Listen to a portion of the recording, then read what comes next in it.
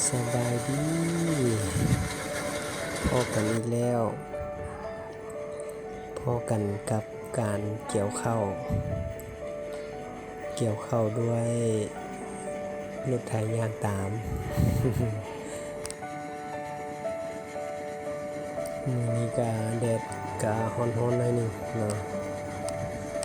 ก็ได้ภาพบรรยากาศของการเกี่ยวข้าวมาสิพี่สิน้องเลยว่าเป็นกะเอิ้นใช้เอิ้นหาอยู่บ่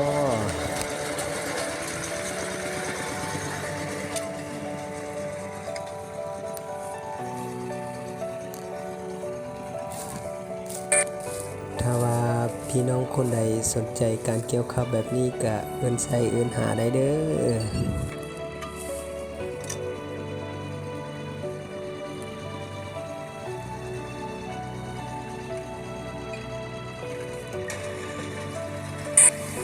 สำหรับค่าเฮ็ดงานค่าน้ำมูกน้ำมันก็บ่เอาแพงดอกเนาะไร่หนึ่งก็400,000กีบสามารถติดต่อเอิ้นใช้เอิ้นหาได้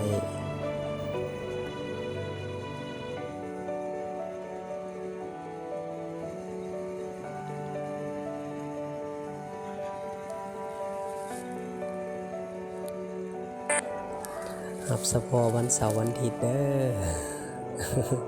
ถ้าพี่ถ้าน้องเขาสนใจ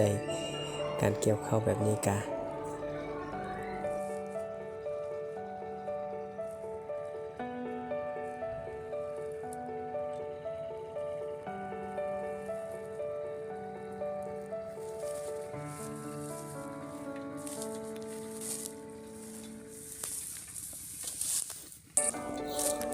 เกี่ยวแล้วเลี้ยงเป็นฝาดงามๆแบบนี้เลยนะการวางตากแดดก็มื้อหนึ่งพอแล้วเนาะบ่ท่าได้ตากหลายมื้อ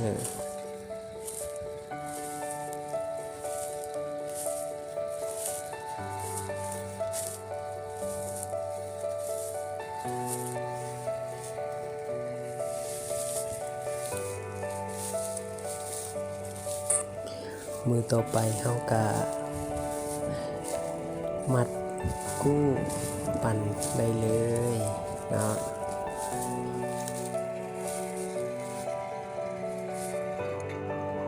ฝากติดตามรับชม